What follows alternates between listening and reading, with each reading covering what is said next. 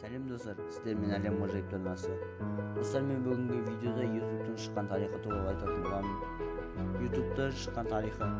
YouTube 15 ақпан 2005 жылда шыққан. Оны шығарған адамдар Стив Джен, Чад Херли, Джавед Карин. Орналасқан жері Сан-Бруно, яғни Америка құрама штаттары. Бұл жобаның негізі 2005 жылы ақпанның 15-інде Калифорния Сан-Брунодағы PayPal фирмасының жұмысшыларымен салынған. Олар берілетін мәліметтердің аз бөліміне қарамастан жазбаның жақсы сапалы болуына мүмкіндік беретін флаш видео технологиясын қолданады.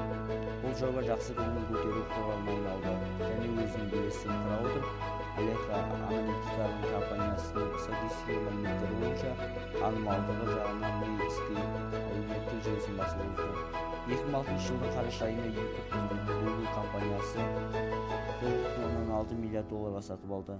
YouTube'ты сатып алуға дейін Google қызметі Google Video болған.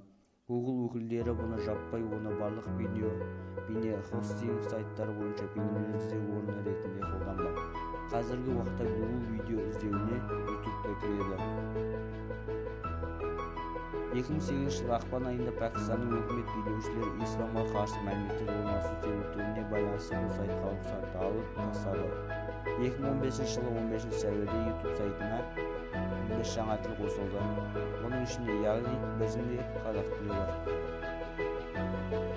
Оның контенттің таралуы және қаралуы YouTube'да көп адам қарайды қазіргі кезде. Тіпті Джастин Бибердің Биби өлеңін 2,1 миллиард адам қараған. Оның негізі басты адамы Чад Херли ашқан. Бүгінгі видео осы достар.